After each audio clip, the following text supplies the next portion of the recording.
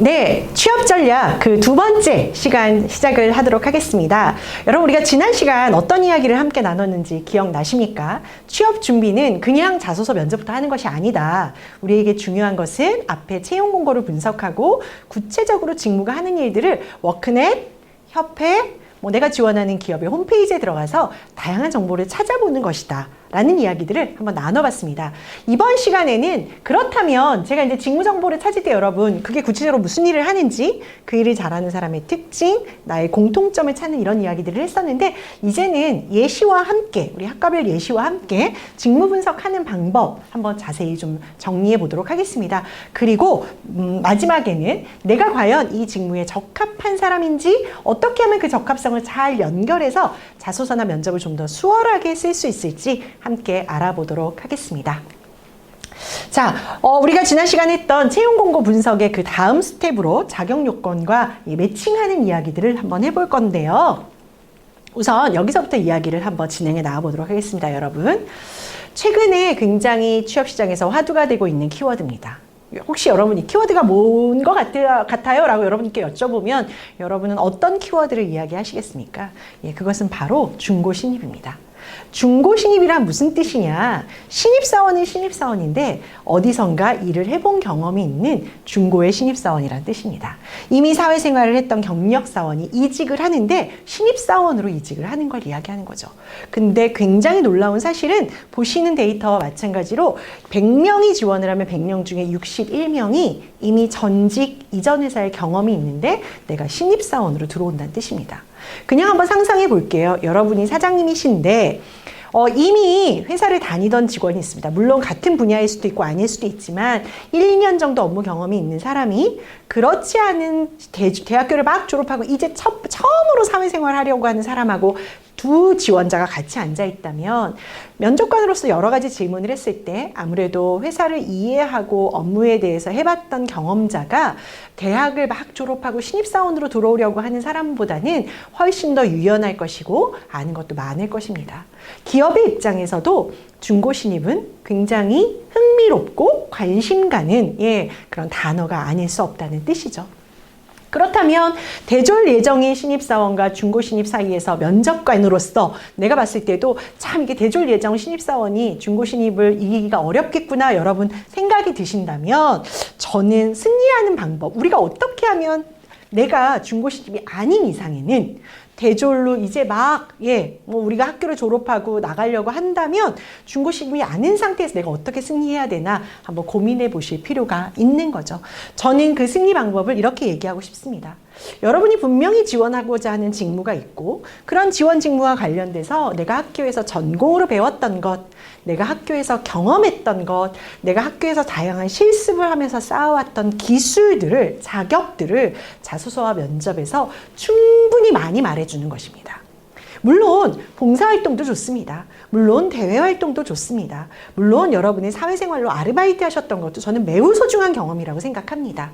그러나 더 의미 있고 중요한 것은 어쨌든 내가 하고자 하는 업무가 있고 나는 그 일의 대가로 보상으로서 월급을 받는 거기 때문에 다른 어떤 것보다 하고 싶은 업무와 관련해서 내가 많이 배우고 많이 익히고 많이 경험했다는 걸 어필해 주시는 것이 중고신입을 확실하게 이기는 방법이다. 저는 자신 있게 이야기 드리겠습니다. 그래서 이번 시간에는 보건 분야에서 어떤 식으로 준비했을 때 우리가 사실은 기업의 중요한 점들을 이렇게 살살 긁어내서 우리가 중고신입들 또는 그 외에 다른 준비된 지원자들보다 훨씬 우리의 강점을 잘 어필할 수 있을지 한번 같이 찾아보도록 할게요. 우선 저는 항상 이야기하지만 우리가 업무를 모르면 중고신입들을 이길 수가 없어요. 중고신입은 1, 2년 동안 매일 월급 받으면서 365일 그 일을 했던 사람들인데, 그 사람들하고 내가 막상 딱 가서 얘기할 때 업무 내용조차도 모르면 그 일을 하는데 어떠한 역량이 강점이 필요한지도 말할 수 없다면 이건 처음부터 어그러지는 거죠. 그죠, 여러분? 그래서 한번 찾아봐야 됩니다. 자, 직무에 대한 정보를 찾을 땐 이제는 자다가 툭 쳐도 우리 기억할 수 있어야 됩니다. 직무에 대한 정보를 찾을 때는 반드시 3가지의 업무를 찾아봐야 됩니다. 제가 응급구조사로서 한번 예시를 들어보겠습니다. 응급구조사가 구체적으로 하는 일이 뭔가요? 7, 8가지 되실 수 있어요? 응급구조 업무를 이런 일을 하는데 이런 업무를 잘 하려면 어떤 역량이 필요한가요? 당신은 그런 일 잘하는 사람의 역량 중에 어떤 부분들을 공통점으로 가지고 있으신가요? 이런 것들에 답하실 수 있다면 그래도 이 지원자는 최소한 우리 업무가 뭔지 알고 지원한 친구네 라고 얘기할 수 있을 겁니다. 그래서 응급구조 업무는요 1번, 2번, 3번, 4번, 5번 이런 식의 이야기들을 할 수 있으셔야 될 겁니다. 자, 한번 질문할게요. 제가 응급구조사가 하는 이런 업무들 어디서 찾았을까요? 이게 또 어디서 찾았나? 파트 1 강의 다시 들어보시려면 너무 힘드시죠? 정리할게요. 자, 그 일 어떤 일 하는지 어디서 찾아봅니까? 첫째, 워크넷 들어가 보십니다. 둘째, 유튜브 들어가셔서 해시태그 응급구조사, 해시태그 직무 인터뷰 찾아보셔도 알 수 있습니다. 셋째, 응급구조 협회와 관련된 협회 자료를 찾아보십시오.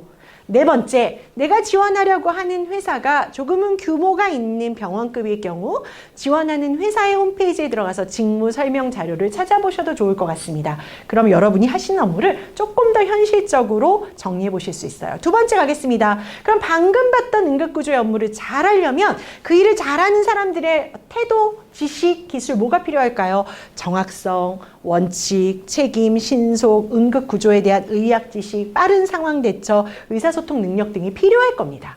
자, 왜 그렇게 제가 생각했죠? 응급구조에 대한 지식이 없이는 사람을 살릴 수가 없겠죠. 이 사람에 대해서 어떤 처리를 하고 처치를 해야 되는지 내가 빠른 상황 판단을 못한다면 이 일을 할 수 없겠죠. 물론 그러다 보니까 의료행위이기 때문에 당연히 원칙을 지켜야겠죠. 정확하게 뭔가 처치해야 되겠죠. 이 일을 잘하려면 각각은 다 이유가 있기 때문에 정해졌습니다. 그럼 세 번째, 이렇게 일 잘하는 사람의 특징을 고르시고 나는 여기서 어떠한 공통점이 있는지 찾아보도록 하겠습니다.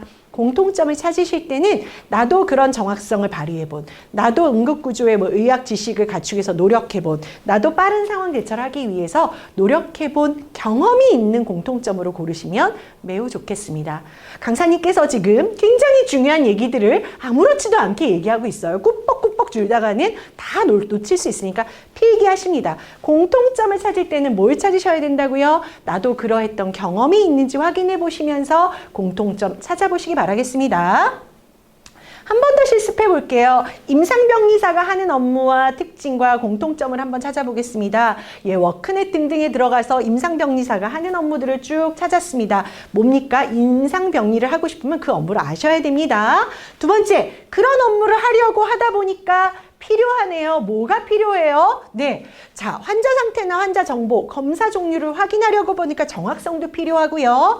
원심분리, 분주, 보관 등의 검체를 전처리하려고 하다 보니까 내가 이걸 빨리 처리해야 다음 단계로 넘어가니 신속함도 필요하겠네요. 전자현미경을 이용해서 이화학 검사 이런 거 쭉 하려 보니까 어때요? 네, 검사 장비를 활용하는 장비 활용 능력도 있어야 되겠네요. 그리고 그래서 검사 결과를 통계치를 내려고 하다 보니까 엑셀의 함수 정도는 활용해 봐야 되겠네요, 여러분. 이 사람이 일을 잘하는 강점을 가지고 있다 할 때 그 일을 잘하는 강점이라는 것은 여러분, 지금 말한 성실함, 꼼꼼함, 검사기기 작동 방법, 엑셀 활용 능력, 신속함 이런 일 잘하는 사람의 특징은 그냥 나온 것이다? 아닙니다. 그냥 나온 것이 아니라 어떻게 한다고요? 그 하는 일들을 보면서 이런 일을 하려고 하니까 정확성, 이런 일을 하려고 하니까 신속성, 이런 일을 하려고 하니까 검사 장비의 활용 능력이 필요하다는 것 연결 포인트로 여러분도 꼭 똑같이 따라해 보시기 바랍니다. 자, 그렇게 해서 일 잘하는 사람의 특징이 나왔네요. 그렇다면 나도 이런 특징을 갖고 있는지 확인해 봐야 할 것입니다. 이해가 되셨습니까? 여기까지? 네. 자, 그러면 임상병리가 이제 내가 어떤 일인지 알게 됐고 이 일을 잘하려면 어떤 특징과 강점이 있어야 되는지까지도 우리는 모두 다 이해했습니다. 이제 되돌아보실 시간입니다. 그렇다면 대학 시절 나는 임상병리사가 되기 위해서 이런 역량을 준비했다. 나도 신속성을 준비하고 나도 검사 장비를 활용하는 능력이 있다는 것들을 보여주기 위해서 검사 장비를 많이 다뤄보고 나도 신속하게 뭔가 일을 했었는데 이런 것들을 내가 어떻게 어필하면 좋지? 뭘 가지고 어떤 경험의 소재를 갖고 얘기하면 좋지? 분명히 이제 고민하셔야 된다는 거예요. 자, 제가 거듭 말씀드리지만 절대로 취업은 자기소개서를 쓴다고 그냥 아무것도 준비되어 있지 않은 상태에서 그냥 무조건 쓴다고 이루어지는 게 아니라는 겁니다. 내가 그 일을 알았고 그 일 한 줄 한 줄을 다 꼼꼼히 분석하고 이해하다 보니까 이러한 특징들이 왜 필요한지가 연결이 됐습니다. 자, 이제는 그럼 그런 필요한 특징들과 강점들을 나도 갖고 있다는 것을 내가 배운 지식이라면 뭘까요, 여러분? 내가 배운 전공이겠죠. 내가 배운 경험, 내가 배운 뭐 자격, 내가 학교 다닐 때 많은 프로젝트를 하고 실습들을 하고 현장 실습도 나갔었는데 그때 했던 것들을 통해서 내가 기른 자격들, 기술들, 그리고 내가 사실은 뭐 봉사활동이든 아르바이트든 학교의 뭐 과제든 이런 것들 하면서 내가 기른 태도들 중에 이 일을 하는데 적합한 것이 무엇이 있을까를 찾아보는 거죠. 자, 그래서 이제는 좀 본격적으로 매칭에 대한 이야기를 해보려고 합니다. 자, 우리가 일을 잘하는 사람들의 특징이 있는데 나는 거기에 얼마나 적합한 사람인지를 찾을 때 크게 세 가지로 찾습니다. 첫 번째, 전공적으로, 다시 말하면 지식적으로 내가 이 일에 적합한 사람인지를 매칭해 봐야 돼요. 그것들을 이렇게 한번 확인해 보겠습니다. 자, 내가 임상병리사가 되고 싶어요. 업무도 찾아보고 강점도 찾아봤어요. 그러면 내가 배웠던 전공 과목들을, 저는 예를 들어서 임상병리학이라는 한 과목을 들었지만 임상병리와 관련해서 배웠던 걸 여러 과목들을 여러분은 다 한번 해보시는 게 좋겠죠. 자, 임상병리에서 배웠네요. 나 그때 배웠던 챕터를 한번 보세요. 제일 앞장을 한번 펼쳐볼까요? 챕터의 제목들의 학습 주제를 써봅니다. 1단원, 2단원, 3단원, 4단원. 그리고 세부적으로 보고 베꼈을 필요까지는 없지만 1단원의 이 챕터 1에서는 주로 어떤 것들을 배웠는지 학습의 내용도 한번 써보세요. 이런 것들이 나중에 임상병리사가 돼서 업무를 하는데 어떤 식으로 도움이 될 수 있는지를 한번 연결해 본다는 뜻입니다. 그래서 중고신입을 얘기를 들었었는데 여러분, 중고신입 같은 경우는 내가 일을 해봤기 때문에 학교에서 배웠던 그때 이런 게 이런 때 쓰이는 거구나. 중고신입들은 자기가 업무를 해서 알아요. 하지만 우리들은 그냥 약 몇 주 동안의 현장 실습이 대부분 일의 마무리였기 때문에 내가 배운 것들을 미처 정확하게 연결하지 못하거든요. 그러니까 이거는 어쩔 수 없이 우리가 활자로 정리할 수밖에 없어요. 글로 정리할 수밖에 없는 거죠. 내가 배웠던 챕터들의 내용들을 쭉 보시면서 임상병리가 하는 업무들 찾아봤잖아요. 워크넷 직무 인터뷰 통해서 그런 것들과 연결해서 내가 배웠던 이런 체혈은, 내가 봤던 검체를 분리하는 것들은 이런 업무를 할 때 도움이 되겠구나 정리해 보는 겁니다.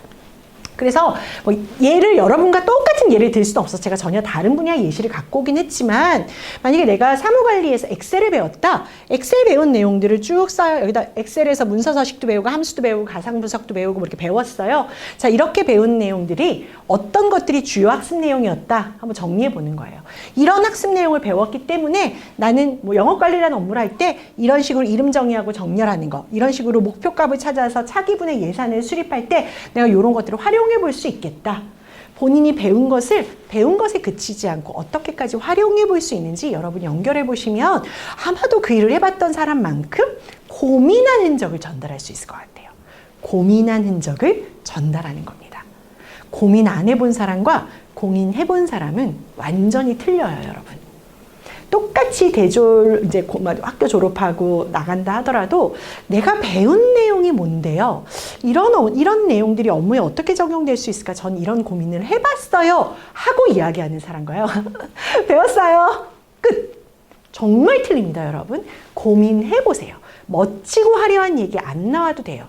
회사에 업무 경험이 없는데 내가 학교에서 배운 전공이 어떻게 이 업무에 적용될 수 있는지 어떻게 그 누가 멋지고 화려하게 얘기해요. 불가능합니다. 하지만 여러분이 그렇게 하려고 노력해 보시는 게 굉장히 중요한 것 같아요. 두 번째입니다. 제가 뭐라고 얘기했느냐? 여러분이 그 일에 적합한 사람이라는 걸 첫 번째, 전공에서 배운 내용으로도 얘기할 수 있지만 두 번째로는 경험으로도 얘기할 수 있어요. 자, 여기서 중요한 경험은 전공에서의 실습 경험이에요. 우리 보건계열 학생들은 다른 학교의 일반적인 전공의 학생들과 달리 사실 면허에 대한 부분도 있지만 또 하나는 현장과 밀접한 관계를 갖고 있고 실습형 수업이 많다는 거예요. 따라서 그냥 국어 국문학, 영어 영문학 이런 거 공부한 친구들 같은 경우는 현장감이 굉장히 떨어질 수 있는데 최소한 지금 이 강의를 들으시는 보건 분야 친구들은 굉장히 현장감 높은 얘기들, 실습 경험 많이 자소서에다 쓰실 수 있거든요. 그럼 내가 어떤 경험과 활동을 했는지 쓰시라는 거예요. 그러면 당연히 뭐가 나와요? 현장 실습이 제일 먼저 나와야 되겠죠.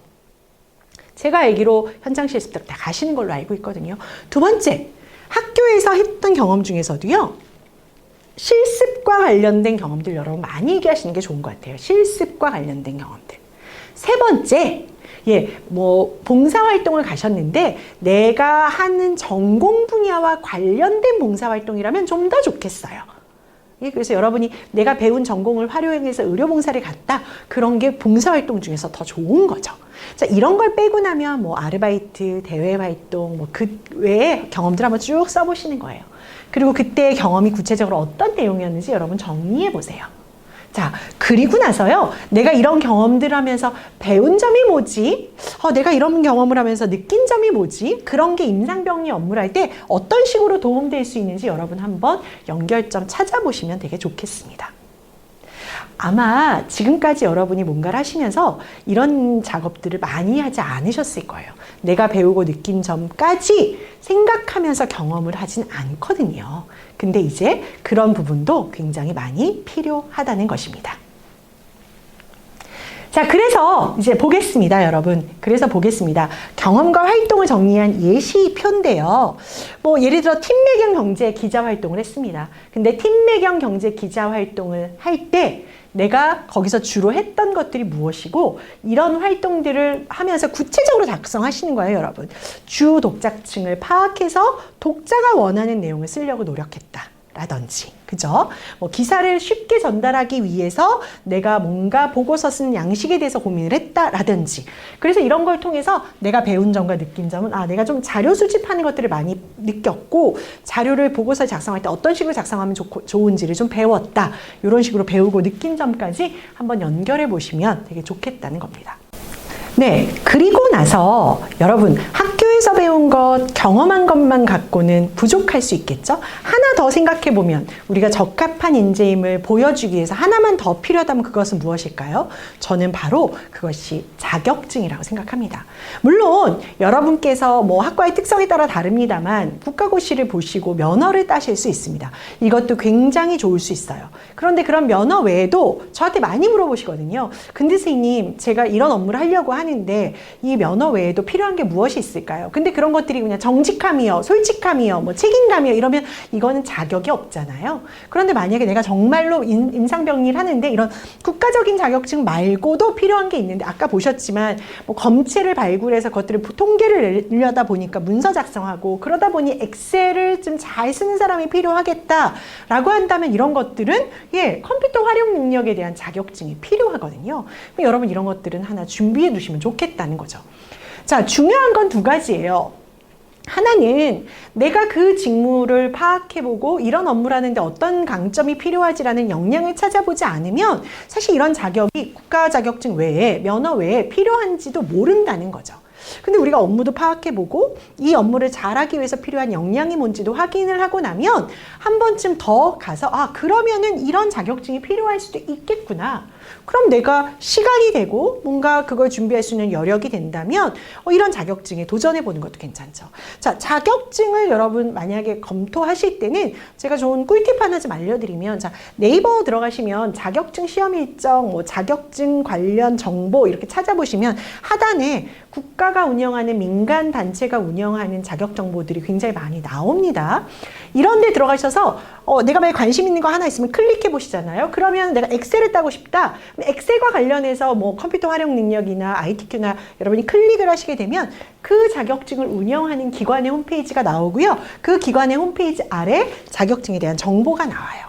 그런데 보통은 이런 자격증은 우리가 돈 주고 학원 가서 배워야 되거든요. 그런데 정부가 운영하는 것 중에 국민 내일 배움 카드라는 시스템이 있어요. 국민 내일 배움 카드는 고용노동부가 주관하는 사업이고요. 이것은 뭐냐? 대한민국에서 직업과 관련돼서 훈련을 받고 싶은 사람들은 누구든 와. 그러면 내가 그 돈을 신용카드로 만들어서 그 신용카드 안에서 교육비로 지출하게끔 해주는 거예요. 그래서 여러분이 가까운 지역의 고용센터나 아니면 HRD 넷이라는 사이트를 활용해서 여러분이 그 내일 배움 카드, 국민 내일 배움 카드를 신청하실 수 있고요. 그렇게 되면 지금 제가 말씀드린 대로 본인의 업무에 필요한 자격이 필요해. 근데 내가 이런 자격증을 따고는 싶은데 굳이 내 돈을 주고 내 돈 내서 할 필요 없이 여러분이 무료로 필요한 자격증을 따실 수 있습니다. 자격증을 딴 다음에는 정리해 보실 필요가 있겠죠. 자, 그것이 어떠한 분야든 국가 면허가 필요해서 면허증을 딴 분들은 그 면허를 하면서 공부했던 내용들이 업무에 어떻게 도움이 되는지는 수도 없이 많이 쓸 수 있겠죠. 근데 사실은 한번 생각해 보세요. 그냥 자격시험을 보기 위해서 엄청 노력을 하셨지만, 그래서 그 전공 과목들을 훑고 또 훑고 열심히 하셨지만, 그렇게 배운 내용들이 내가 진짜 회사 들어가서 병원 들어가서 이런 업무를 하는데 도움이 될까? 라는 데에서는 어떻게 도움이 되지? 라는 부분에 대해서는 우리가 사실 공부에 전념했지 적용점에 대해서 전념하지는 않거든요. 근데 제가 대전보건대 학생들을 많이 만나보고 뭐 자소서 쓰는 거 이렇게 코칭을 하다 보면 물으면 굉장히 대답을 잘하세요. 근데 하나는 평소에 그 고민을 많이 해보시지는 않았다는 거예요. 물으면 굉장히 잘하시지만 평소에 그 고민을 많이 하지 않았기 때문에 여러분이 이참에 내가 딴 자격증도 쭉 한번 정리해 보시고 그런 것들이 내가 일하고 싶은 분야에는 어떤 업무들에 도움이 될 수 있는지도 여러분이 한번 정리해 보시면 좋겠습니다. 무료로 자격증도 취득하시고 그런 자격증의 내용도 내가 앞으로 입사해서 어떻게 도움이 될 수 있는지 정리하신다면, 자, 전공도 정리해 봤어요. 한 번 정도 나의 전공이 어떻게 도움이 되는지 리뷰해 봤고요. 내가 했던 많은 경험들이 있는데 경험을 두 가지로 전공과 관련됐던 경험, 전공 외의 경험으로 나누어서 이런 것들이 어떻게 도움이 되는지 정리해 봤어요. 마지막으로 자격사항에 대해서도 우리가 한번 살펴봤어요. 이 정도 되면 다시 처음으로 쭉 들어가서 과연 내가 지원했던 분야, 그 분야의 채용 공고 속의 자격 요건과 내가 얼마나 근접한 사람인지 여러분이 스스로 좀 고민해보고 생각해 보실 수 있을 거란 생각이 듭니다. 그래서 뭐 다른 친구의 예지만 자격증 공부하면서 배운 거에서 저는 ITQ 파워포인트를 배웠는데요. 그 파워포인트를 배우면서 파워포인트 자료 내에 차트도 집어넣고 그래프도 집어넣고 이런 것들이 더 보기 쉽게 뭔가 통계 데이터를 더 쉽게 읽을 수 있도록 문서를 만드는데 도움이 됐다. 내가 ITQ 파워포인트를 따면서 예를 들면은 비디오 클립을 놓고 오디오 클립, 이렇게 강사님들이 강의하다가 동영상 보여주시고 하잖아요. 그런 것들 했던 경험들이 실제로 나중에 홍보 자료를 만들거나 우리 팀의 발표 자료를 만들 때 도움이 될 수 있을 것 같습니다라고 쓰게 된다면 자격증에 머물지 않고 훨씬 더 여러분에게 의미 있고 값진 결과물로 저는 전달될 거라고 생각을 합니다. 자, 직무 분석에 대한 이야기를 했고요, 여러분. 직무 분석이 이런 방법만 있는 건 아닙니다. 꼭 인터넷을 통해서만 우리가 워크넷, 협회, 직무 인터뷰를 통해서만 가능한 건 아니라고 저는 생각합니다. 그리고 오히려 여러분이 방금 전공이나 뭐 경험이나 뭐 자격사항을 나름대로 업무와 연결점을 했지만 교수님한테 가져가도 좀 답답하고 사실은 교수님께 가져가기도 조금 민망할 때가 있고 그렇잖아요. 그럴 때 저는 굉장히 좋은 방법 하나를 좀 알려드릴게요. 그게 바로 뭐냐? 여러분이 현장 실습 때 만났던 멘토분들, 사수분들 기억나십니까?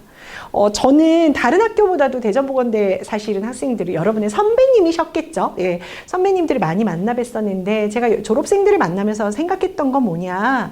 참 학교의 교수님들도 그렇고 학교의 시스템이 탄탄해서 우리가 현장 실습을 가도 이미 많은 현장 실습에 교류가 있었던 그런 기관이나 병원들로 가시고 그러다 보니까 좋은 멘토들도 많으시더라고요. 근데 그 멘토들이 솔직히 말하면 앞으로 우리가 하고 싶고 해야 할 업무를 먼저 하셨던 분들이거든요. 그렇다면 그분들은 누구보다도 학교에서 배웠던 전공 중에 어떤 게 중요하더라. 학교에서 했던 다양한 경험도 있었지만 학교 다닐 때 이런 경험 많이 해보면 좋겠더라.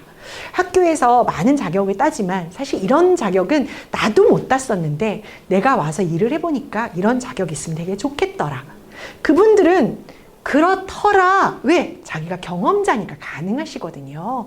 저는 여러분이 실제로 현장 실습 때 만났던 좋은 멘토, 나랑 마음이 잘 통하는 멘토와 사수가 있었다면 그분들을 100분 활용해 보시는 것도 굉장히 좋은 취업 전략의 한 팁이라고 생각을 합니다. 그래서 예를 들어서 그때는 사실 뭐 그냥 실습 나가서 막 너무 긴장도 됐고 매일매일 안 하던 업무를 하다 보니까 업무에 치여서 좀 못했는데 구체적으로 어떤 업무를 하는지, 이런 업무를 하려면 구체적으로 어떤 지식이나 기술이나 태도가 필요한지, 대학생활 어떤 경험을 할 때 이런 실제 업무하는 데 도움이 되는지, 이 일을 하면서 가장 보람찼던 때, 가장 어려웠던 때, 어쩌면 여러분이 워크넷, 직무 인터뷰, 협회 자료 보다 훨씬 더 의미 있고 소중한 현장감 빵빵 터지는 정보들을 얻으실 수 있지 않을까 싶은 생각이 듭니다. 어디서도 찾을 수 없는 현장의 목소리를 수렴할 수 있는 굉장히 좋은 방법은 현직자를 만나는 겁니다. 여러분이 하고 싶은 분야에서 이미 일을 하고 계시는 현직자분을 만나는데, 그런 현직자분들이 여러분의 사실은 실습 때 멘토고 사수였다는 거죠. 물론 이러실 수 있어요. 저는 그때 만났던 분 정말 죄송하지만 한 번 더 만나라 그러면 안 만날래요 하시는 분들이 있을 수 있잖아요. 그건 어쩔 수 없는 것 같아요. 다른 분 소개받으실 수도 있겠죠. 어쨌든 그것도 굉장히 좋은 직무 분석의 방법이 되고, 여러분이 지식이나 기술이나 뭐 전공이나 뭐 경험이나 자격 정리해 놨던 걸 오히려 멘토분한테 가져가서, 제가 사실은 이런 고민을 했는데요, 제가 말씀드렸어요. 여러분, 고민 안 하고 어떻게 해야 돼요? 하고 밝고 영혼 없이 막 이렇게 얘기하는 것과, 제가 정말 많이 고민해 봤는데요, 이렇게 저는 생각했는데요, 뭐 대리님, 뭐 주임님, 아니면 뭐 멘토님 좀 한번 봐주시지 않겠습니까? 고견 부탁드립니다라고 했을 때는 좀 다를 수 있으니까 그런 방법도 활용해 보시면 되게 좋겠습니다.